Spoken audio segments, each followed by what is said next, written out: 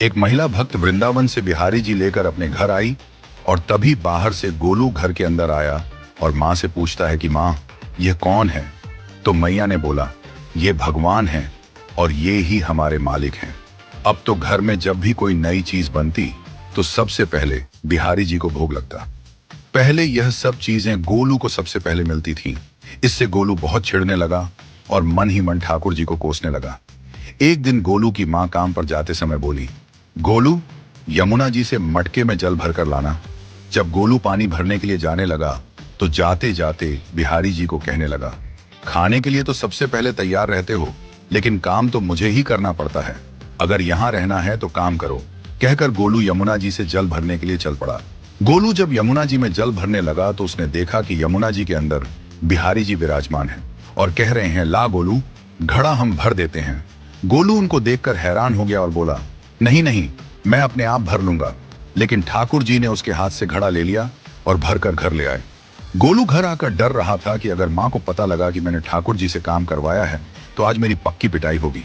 माँ ने घर आकर बिहारी जी को गीले कपड़ों में देखा तो एकदम से हैरान हो गई और कहने लगी कि गोलू, ये जरूर तेरी शरारत है, जरूर तूने ही इन पर जल डाला है।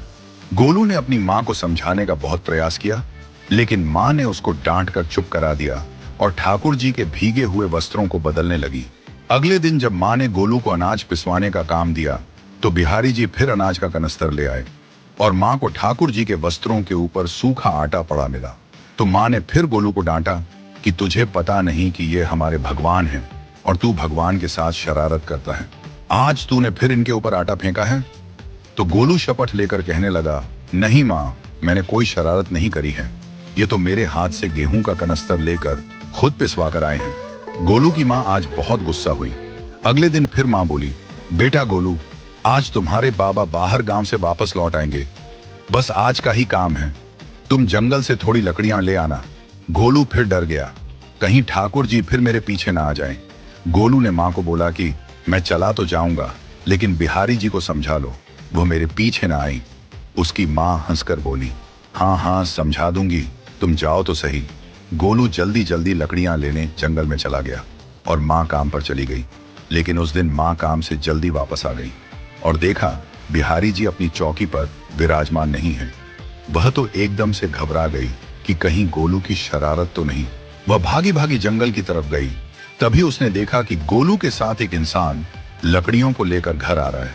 गोलू की माँ यह देखकर हैरान हो गई कि यह तो बिहारी जी हैं। ये क्या हमारे भगवान हमारा काम कर रहे हैं? इसका अर्थ गोलू ठीक कह रहा था। वह जल्दी जल्दी भागकर ठाकुर जी के पास गई और लकड़ियां उनके हाथ से लेते हुए उनके चरणों में गिरकर रोती हुई बोली, हे बिहारी जी, ये आप क्या कर रहे हो? मुंह गरीब का काम क्यों कर रहे हो?